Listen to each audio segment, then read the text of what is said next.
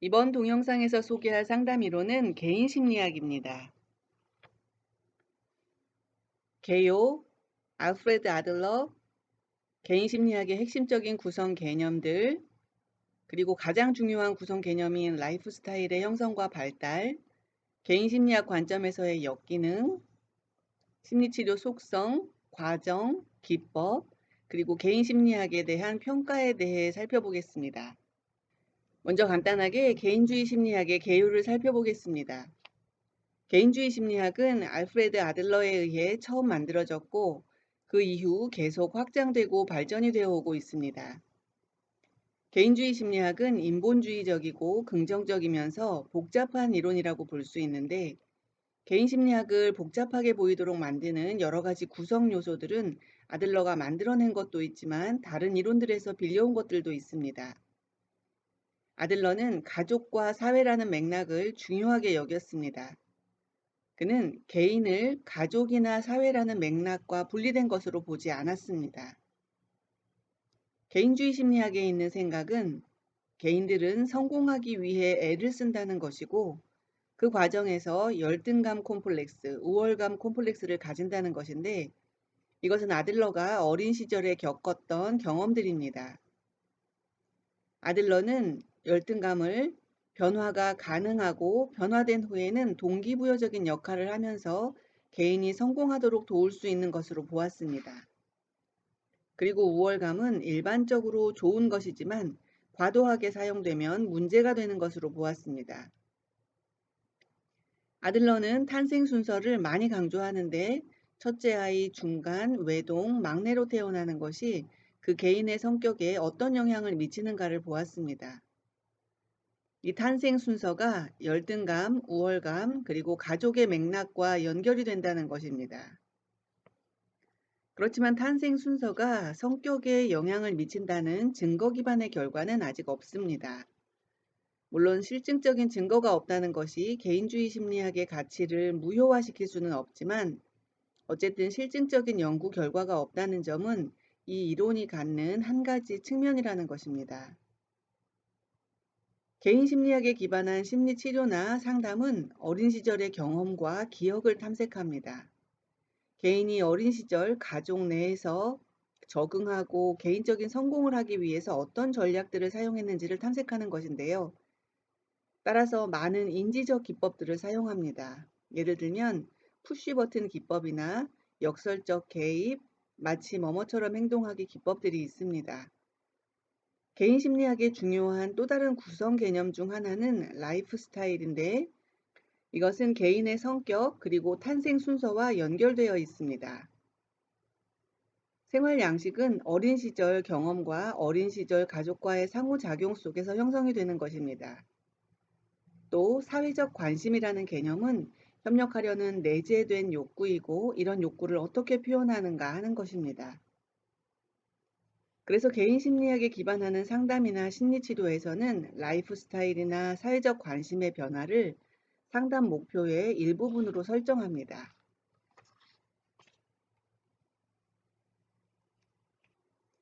개인 심리학의 설립자인 알프레드 아들러는 오스트리아 비엔나에서 1870년에 태어났습니다.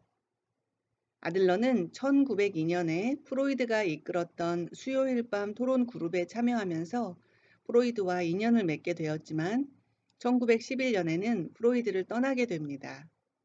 함께 일했던 10여 년의 세월 동안 프로이드는 아들러를 그의 후임자로 여겨서 비엔나 정신분석협회의 회장으로 지명도 하고 아들러는 프로이드의 공헌, 특히 꿈 분석 때문에 프로이드를 존경했습니다. 그러나 결국 둘은 갈라서게 됩니다. 둘이 갈라선 가장 큰 두 가지 이유 중 첫 번째는 프로이드는 아들러를 그의 제자나 추종자로 여겼지만 아들러는 프로이드와 만나기 전에 이미 그 자신의 초기 단계의 이론을 출판했을 정도로 자신의 기반을 어느 정도 가진 상태였기 때문에 프로이드의 제자나 추종자로 취급받는 것을 거부합니다. 그러나 아들러에 따르면 프로이드는 계속 아들러를 제자라고 명칭했고 결국 아들러는 프로이드를 교활하다 혹은 협잡꾼이라고 말할 지경까지 갔다고 합니다. 그러나 그들이 갈라선 더 근본적인 건 두 번째 이유 때문인데요. 인간 행동의 기본적이고 주요한 동기에 대해 서로 다른 견해를 가졌기 때문입니다. 프로이드는 이것을 쾌락과 성이라고 봤고, 아들러는 대인관계와 관련된 사회적인 것이라고 보았습니다. 사회운동가인 아들러는 사회 변화가 인류의 건강을 증진시키는 데 필요하다고 역설하면서 1차 세계대전 후 사회 변화에 전념하는데요. 아동지도 클리닉을 수립해서 아동들의 행동을 어떻게 이해할 것인가에 대해 교사들과 일반인들을 가르쳤습니다. 아들러는 나치 때문에 1929년에 미국으로 망명을 했는데, 그 당시 미국에는 그의 개인 심리학에 대한 관심이 이미 한참 무르익어 있었다고 합니다. 그래서 아들러는 콜롬비아 대학의 교수직을 받아들여서 열성적으로 가르침을 펼쳤습니다. 그러나 스코틀랜드로 강의를 가는 도중 67세의 나이에 심장마비로 사망했습니다. 전반적으로 아들러의 개인 심리학은 낙관적인 인간관에 기반한 인간의 성장에 초점을 두고 있습니다. 그럼 개인 심리학에 어떤 핵심 구성 개념들이 있는지 알아보겠습니다. 첫 번째는 라이프 스타일입니다. 아들러는 라이프 스타일을 주위 환경에 적응하기 위해 아동이 취한 방식이면서 유전, 환경, 그리고 개인 자신의 창의적인 작업이 어우러진 결과물이라고 정의했고, 그리고 자기 인생에 대해 세우는 계획, 세상에 대한 인식, 행동 양식을 포함한다고 했습니다. 아들러는 라이프 스타일을 설명하면서 개인의 창의성을 강조하는데요. 개인은 환경, 유전적 형질, 그리고 경험을 각자의 라이프 스타일로 통합하는 창조적인 힘이 있어서 라이프 스타일에 부합하는 목표를 위해 노력하는 방법은 개인마다 독특하다고 합니다.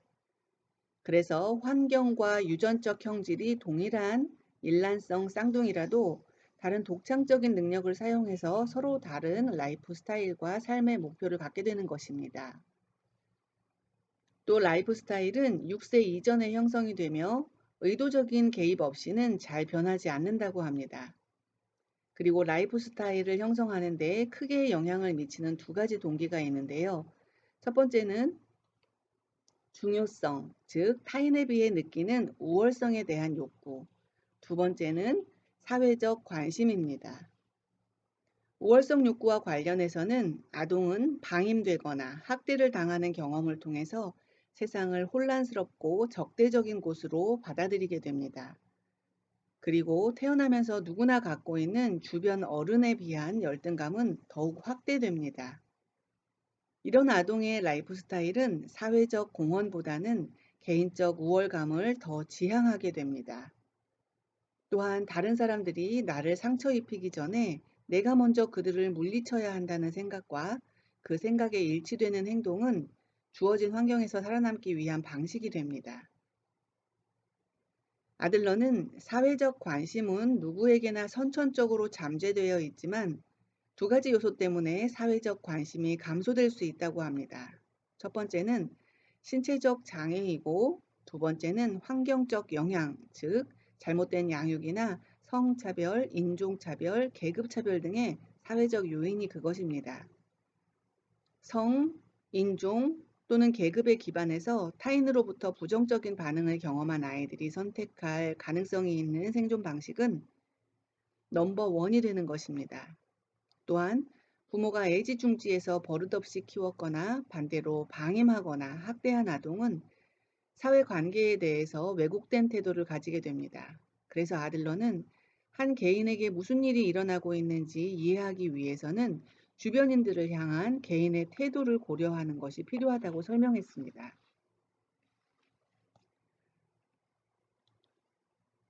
세 번째 핵심적인 구성 개념은 열등 감정입니다.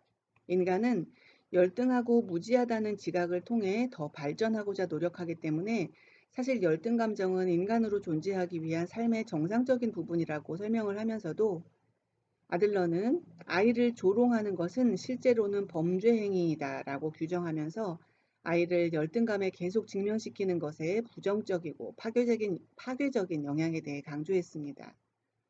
우리가 흔히 알고 있고 사용하고 있는 열등감 콤플렉스라는 용어는 비정상적인 열등감 감정을 의미합니다. 아들러는 열등감 콤플렉스와 우월감 콤플렉스의 아버지로 불리지만 그 자신은 콤플렉스라는 단어를 사용하기를 꺼려했다고 합니다. 왜냐하면 콤플렉스는 단연코 프로이드를 떠올리게 하는 용어이기 때문에 자신이 연구한 열등감과 우월감에 프로이드를 연상시키는 단어를 붙이고 싶지 않았기 때문이라고 하는데요. 그래서 결국은 열등감 콤플렉스는 비정상적인 열등 감정이라고 정의했습니다. 우월감 콤플렉스는 사회적 관심이 결여된 상태인 거짓 우월감입니다. 우월감 콤플렉스가 있으면 겉으로는 열등감 감정이 없는 것처럼 보이지만 사실은 열등감 콤플렉스를 극복하고자 하는 욕구에서 허풍, 과장, 공격성을 보입니다. 예를 들면 거짓말이나 도둑질로 다른 사람을 속이거나 금지된 행동을 함으로써 파워가 있는 것처럼 느끼는 경우도 우월감 콤플렉스에서 비롯된 행동입니다. 우월감 콤플렉스와 관련해서 한 가지 또 아이러니한 것은 자신을 무력하고 약하게 표현하는 것, 우울증, 외모 가꾸지 않기, 주변인의 죽음에 극단적인 애도 표현하기는 주변 사람들이 자신을 보살펴야 한다는 우월감의 신호로 해석할 수도 있다고 합니다. 네 번째로 기본 과업이라는 구성 개념이 있는데 개인 심리학에서는 건강한 개인이 이루어야 하는 세 가지 기본 과업은 공동체의 삶, 일, 사랑인데 여기서 개인 영역일 것 같아 보이는 일과 사랑도 사실은 공동체 삶과 관련이 있다고 합니다. 그 이유는 사람은 다른 사람의 향상에 기여하고자 하는 소망 없이 사랑할 수 없고 또한 이를 통해 어느 정도까지는 사회에 공헌을 하기 때문입니다. 아들러는 세 가지 기본 과업 외에 두 가지 인생 과업을 추가했는데요. 첫 번째는 자신이 가치롭다는 것 발견하기입니다. 개인 심리학에 따르면 인간은 자신 안에 선과 악, 도덕과 비도덕, 게으름과 강함 등의 이중성이 있다고 생각하고 어느 한쪽이 이기거나 지는 내적인 전쟁을 지속적으로 치르면서 자신의 가치에 집중하지 못합니다. 그러나 그런 이중성은 가짜입니다. 더군다나 만약 우리가 개인 가치에 대해 강조하지 않는 사회에 살고 있다면 우리는 자신의 가치에 대해서 확신을 갖지 못하게 됩니다. 그래서 아들러는 자신이 가치롭다는 것을 발견하는 것도 인생 과업이라고 강조했습니다. 두 번째는 우주 안에서 자신의 위치 찾기인데요. 이것은 인간의 속성 발달시키기, 삶의 의미를 생각하기 등 실존주의적 과업입니다. 다음은 라이프 스타일의 형성과 발달 과정에 대한 소개입니다.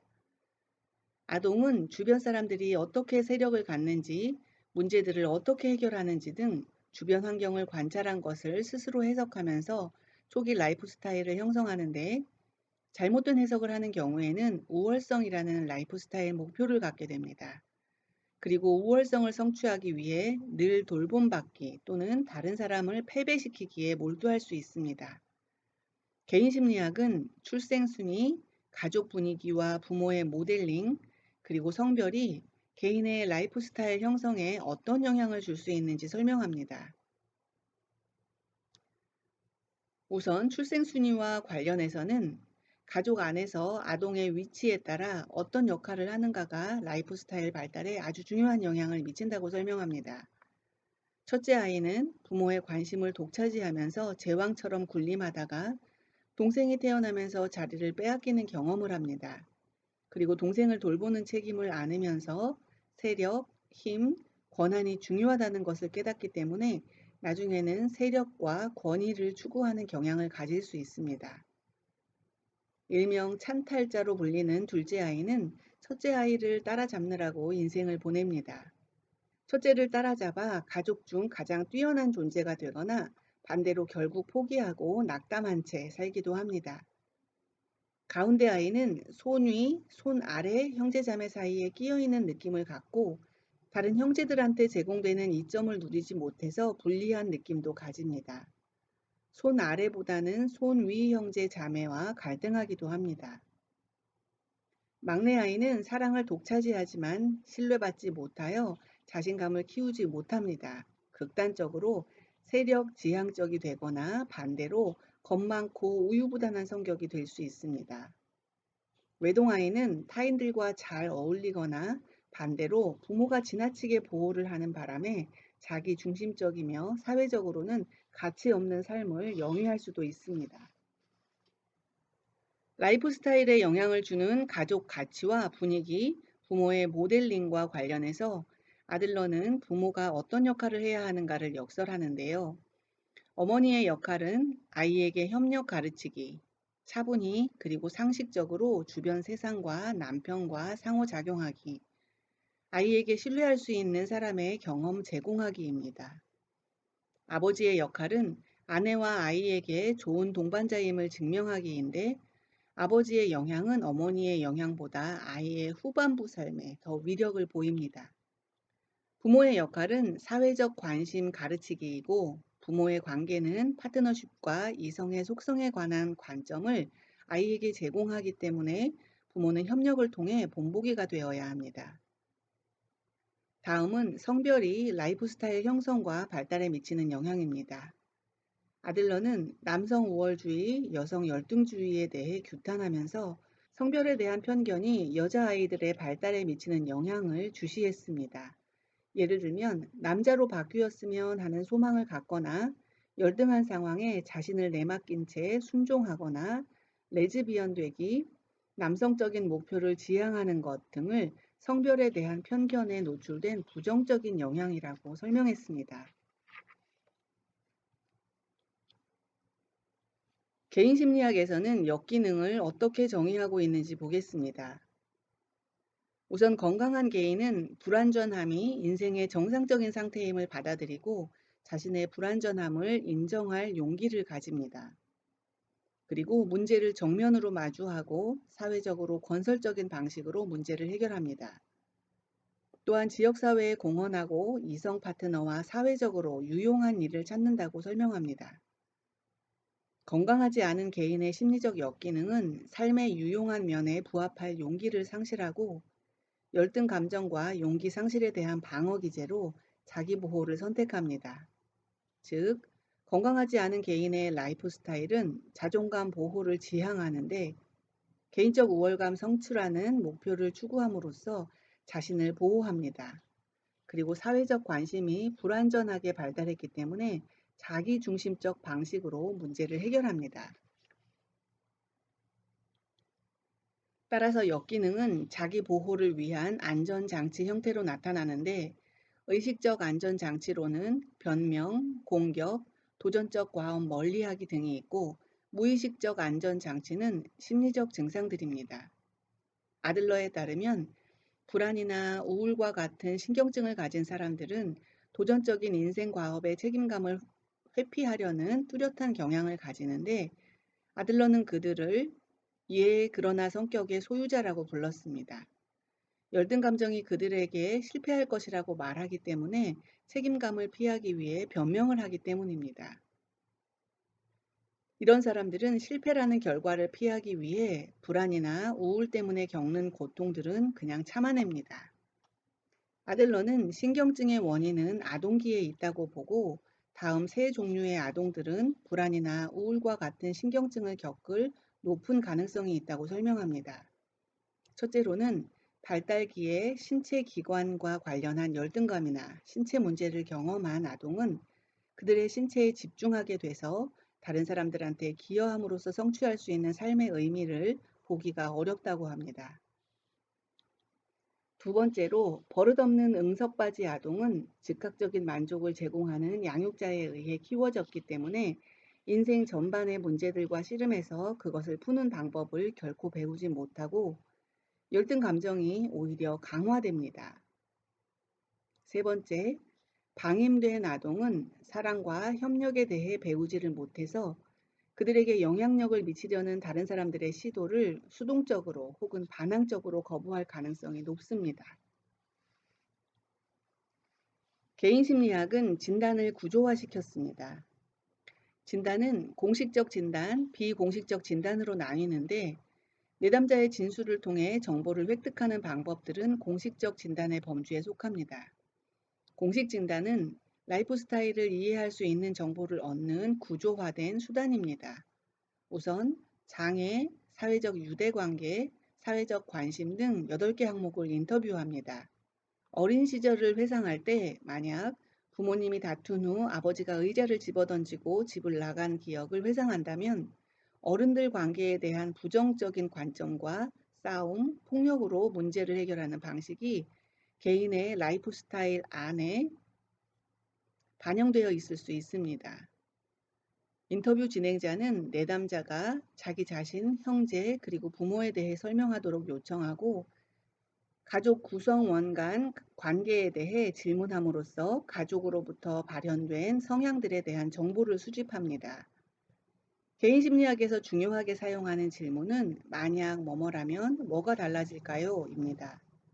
만약 나를 못살게 굴던 사람들이 더 이상 그러지 않는다면, 만약 그 증상들이 없어진다면 같은 질문에 대한 대답 안에 증상에 대한 근원적인 의도가 있다고 설명합니다. 예를 들면 우울증이 있는 사람이 우울하지 않다면 뭐가 달라질까요? 라는 질문에 직장에서 좀 더 성공할 수 있다고 대답한다면 그 사람은 직장에서 성공하기 위한 능력에 대해 불안감을 갖고 있을 수 있고 같은 질문에 친구들과 시간을 보내는 예전의 나로 돌아갈 수 있다고 답을 한다면 현재 엄마로서 아내로서의 자신의 능력에 열등감을 갖고 친구들과 즐거운 시간을 보내는 것에 대한 두려움을 갖고 있을 수 있습니다. 그래서 이 만약 뭐뭐라면 뭐가 달라질까요? 질문은 증상의 의도와 치료 목표를 정하는 데 도움이 될 수 있습니다. 내담자가 반복하는 기본 실수도 진단 대상인데 개인 심리학에서 기본 실수란 아동이 자신의 경험을 이해할 때 갖게 되는 잘못된 가정들입니다. 그중 과잉 일반화는 특정 상황에 해당하는 진실을 일반화해서 넓게 적용하려는 것입니다. 예를 들면 남자친구가 바람을 피웠으니 모든 남자를 믿을 수 없다라는 가정을 세우는 것입니다. 비공식적 진단은 내담자의 말투, 행동, 목소리 톤, 자세 등을 통해 진단하는 것입니다. 말을 얼버무리는 경향이 있는지, 거만한 태도를 보이는지, 약속 시간을 지키는지, 늦는지, 변명을 하는지 등등을 관찰합니다. 이 관찰의 목적은 세상을 살아가는 내담자의 방식을 이해하기 위함입니다. 치료 속성과 관련해서 개인 심리학에서 주장하는 치료의 중요한 3가지 요소는 믿음, 희망, 사랑입니다. 믿음은 치료자에 대한 내담자의 신뢰, 내담자의 변화 능력에 대한 치료자의 믿음을 말합니다. 치료자의 자신감과 내담자의 말을 재단하거나 판단하지 않고 경청하는 자세가 치료자에 대한 내담자의 믿음 형성에 중요한데, 왜냐하면 치료자의 수용, 이해, 관심을 통해 내담자는 자기 자신과 치료자를 믿기 시작하는 관계를 형성할 수 있기 때문입니다. 희망은 치료자로부터 이해받는다는 느낌에서 형성될 수 있습니다. 또한 치료자는 내담자가 인생과 치료 과정의 어려움을 수용하도록 격려함을 통해 희망을 갖도록 돕습니다. 사랑과 관련해서 개인 심리학에서는 치료자의 공감하는 경청 자세와 내담자에게 보이는 관심을 통해 내담자가 가장 일반적 의미의 사랑을 경험하는 것이 중요하다고 설명합니다. 아들러는 치료에 있어 희망, 믿음, 그리고 사랑의 중요성을 설명하면서도 이 3가지 요소를 내담자가 경험하도록 도우면서 치료자가 빠지는 함정이 있는데 즉각적 만족을 제공하거나 치료 범위를 벗어나서 지나치게 지원을 하는 것이라고 설명했습니다. 개인 심리학에서 치료자와 내담자 관계는 자신의 인생에 대한 전문가인 내담자와 내담자가 성장하는 것을 돕는 전문가인 치료자 간의 평등한 관계라는 것을 기본 전제로 합니다. 또한 치료자는 활동적이고 지휘하는 교육자입니다. 치료자가 내담자와 평등한 관계를 지향하는 교육자라는 말이 역설적이게 들리기도 하는데요. 이때 교육을 한다는 의미는 위계 질서를 통해 가르치는 것이 아니라 격려를 하면서 실용적이고 도움이 되는 정보를 제공하는 정보 제공자 역할을 한다는 것입니다. 받은 정보에 대한 선택은 내담자의 몫과 책임으로 남겨놓습니다. 치료 목표는 내담자가 잘못된 라이프 스타일을 이해하고 통찰하도록 돕는 것이고, 내담자가 라이프 스타일에 대한 통찰을 통해 궁극적으로 사회적 관심이 반영된 변화를 만들도록 돕는 것입니다. 예를 들면 사회적 관심을 높이고 가족이나 다른 사람들과 협력하는 노력을 증가시키도록 하는 것입니다. 또한 자기 패배적인 행동에 도전하고 문제 해결 기술을 발달시키는 것도 목표가 되는데, 이것은 적응적인 라이프 스타일을 발달시키는 목표의 하위 목표로 설정합니다. 치료 과정의 1단계는 치료적 관계 형성인데, 우선 공감이 매우 중요합니다. 아들러는 공감 능력에 대해서 치료자는 다른 사람의 입장에서 세상을 이해할 수 있는 선물과도 같은 능력을 상당히 많이 갖고 있는 것이 매우 중요하다라고 했습니다. 치료자의 적극적 경청, 보살피는 태도는 내담자가 이해받는다고 느끼도록 합니다. 치료자는 공감, 적극적 경청, 보살피는 태도와 함께 내담자의 강점과 능력에 초점을 두면서 내담자가 변화할 힘을 갖고 있다는 확실성을 전달하는 것이 중요합니다. 왜냐하면 개인 심리학은 인간은 문제를 풀어가는 더 나은 방법을 발견할 수 있고, 소속감을 증진시켜 공동체에 의미 있는 공헌을 할 수 있는 존재라는 희망을 전달하는 이론이기 때문입니다. 내담자의 행동에 대한 잠정적인 가설을 통해 합의된 치료 목표를 설정하는 것도 이 단계에서 중요합니다. 치료자와 내담자의 목표가 다를 경우 내담자의 저항을 불러일으킬 수 있습니다. 치료 과정의 2번째 단계는 라이프 스타일 분석 및 진단입니다. 이 단계에서는 앞서 설명한 진단 도구들을 활용해서 라이프 스타일을 진단합니다.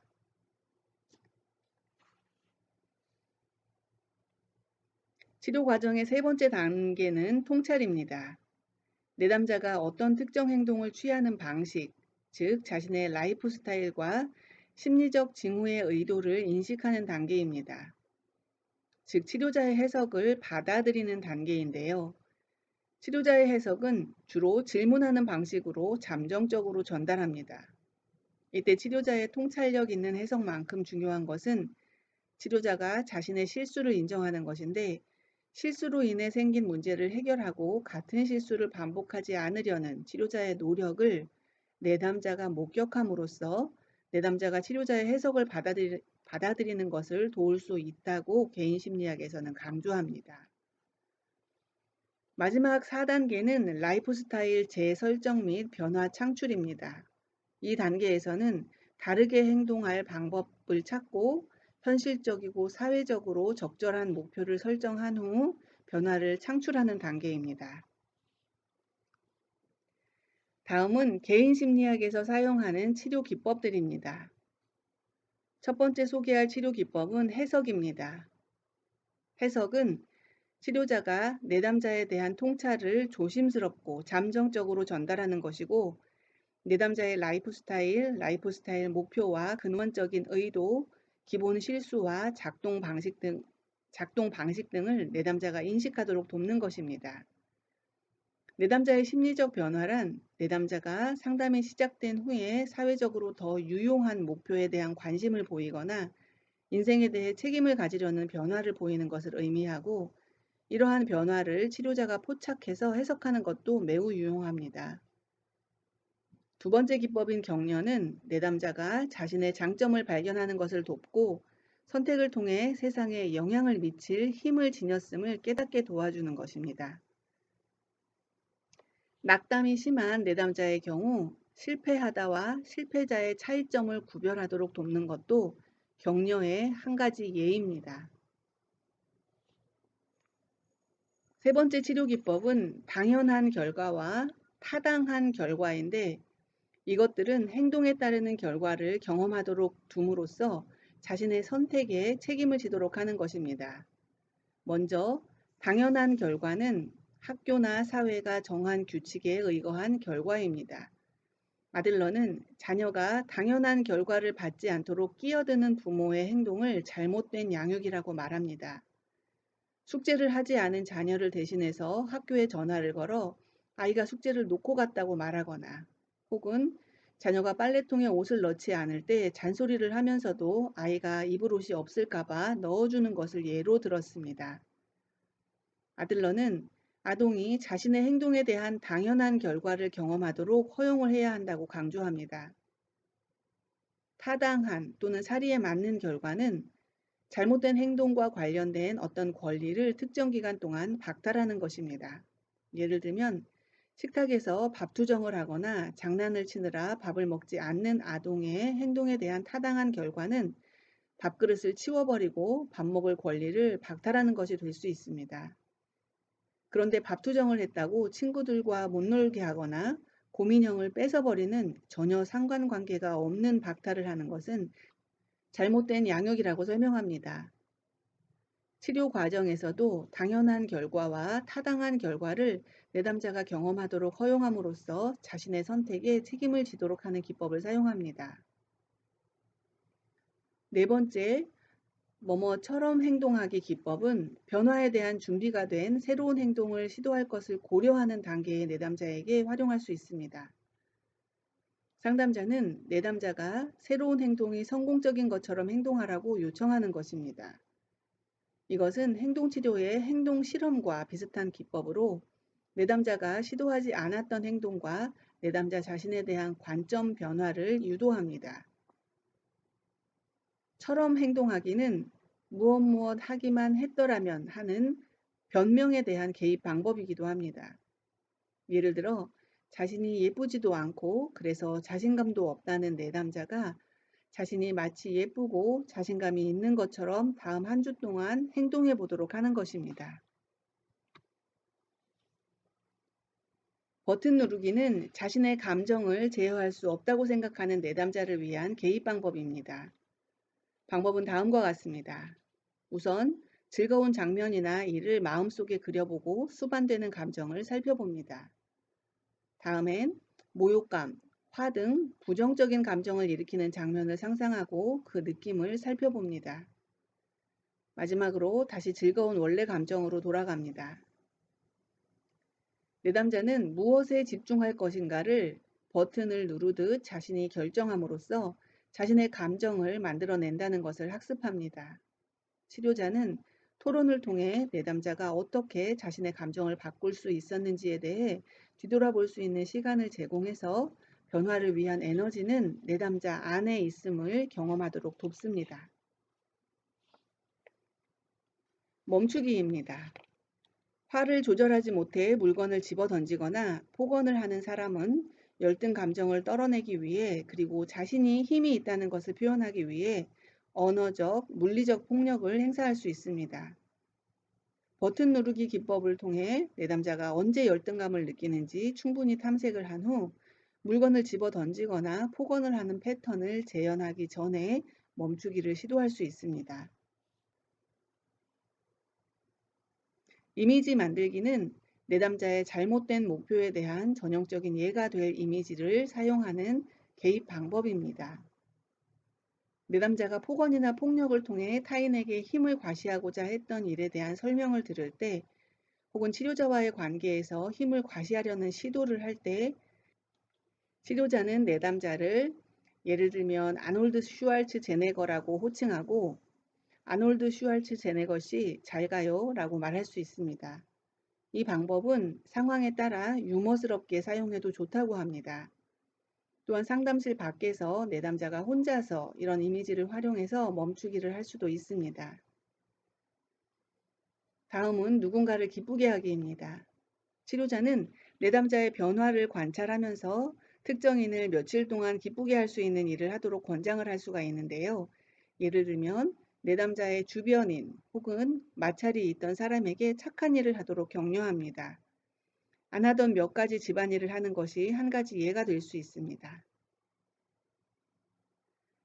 아들러는 역설적 의도를 수포의 침뱉기라고도 불렀는데요. 교정 대상인 행동을 고의적으로 더한 후 내담자가 주변인들의 반응을 관찰하도록 하는 것입니다. 이를테면 화가 나면 폭언을 하는 내담자에게 화가 나지 않았을 때 폭언을 더 심하게 해보고 주변인들의 반응을 관찰하도록 합니다. 내담자는 자신의 행동이 주변 사람들과의 관계에 어떤 영향을 미치는지를 감정이 실리지 않은 상태에서 좀 더 객관적으로 볼 수 있는 기회를 가질 수 있습니다. 마지막으로 평가입니다. 개인심리학은 최초로 사회적 계급, 인종주의, 성별 등 사회 환경이 개인 행동에 미치는 영향을 인정하고 강조한 상담 이론으로 평가받습니다. 진단과 관련한 만약 뭐뭐라면 뭐가 달라질까요? 질문은 해결중심 상담 이론의 기적 질문의 모태가 되었고, 기본 실수 개념은 인지행동 이론에 영향을 미치는 등 개인심리학은 이후에 탄생하는 여러 상담 이론들에 많은 영향을 미쳤다고 평가받고 있습니다. 하지만 사회적 조건들이 개인에 미치는 영향은 상식적으로도 이해가 가능한 현상이라는 비판과 함께 이론이 지나치게 단순하다는 평가를 받기도 합니다. 반대로 여러 가지 구성 개념들이 혼재하면서 복잡하다는 비판도 있는데, 예를 들면 인지적 개념도 강조하고 성격도 다루면서 꿈 분석이나 전이까지도 포함시키면서 이론이 일관성 있게 정리되지 않았다는 것입니다. 또 다른 비판적인 주장은 모든 행동을 측정이 어려운 가정들, 예를 들면 열등 감정, 권력 추구, 사회적 관심 등의 관점에서 설명하고 있고, 추후 이론을 지지하기 위한 연구 자료들도 방법론적으로 미심쩍은 측면들이 있다는 것입니다. 예를 들면 사회적 관심을 측정하는 5개의 도구가 있는데 그 도구들 간의 상관관계가 매우 작다는 연구 결과가 나왔다고 합니다. 즉, 각 도구는 모두 사회적 관심을 측정한다고는 하지만 서로 다른 개념을 측정하고 있다는 의미입니다. 그래서 다른 이론에도 적용되는 비판이겠지만 개인 심리학을 통해 다양한 범위의 내담자들과의 작업에서 효과적인 치료 결과들을 얻었다 하더라도 더 많은 연구를 통해 실증적인 증거가 뒷받침되어야 한다는 것입니다. 프로이드의 정신분석 이론이나 융의 분석심리학처럼 아들러의 개인심리학도 많은 개념들을 포함하고 있는데, 이것은 아마도 초기 심리학의 공통적인 특징인 것 같습니다. 현대의 심리치료 이론들 관점에서 보면 복잡하거나 일관성이 없어 보일 수 있겠지만, 인간의 정신을 한 각도에서만 보려는 대신 여러 가지 관점에서 종합적으로 인간의 정신을 이해하고자 했던 치열함이 느껴지는 이론인 것 같습니다. 이상으로 알프레드 아들러의 개인 심리학에 대한 소개를 마치겠습니다. 이 동영상의 지식이 마음에 드시면 좋아요, 구독, 알림 설정으로 채널을 응원해 주시기 바랍니다.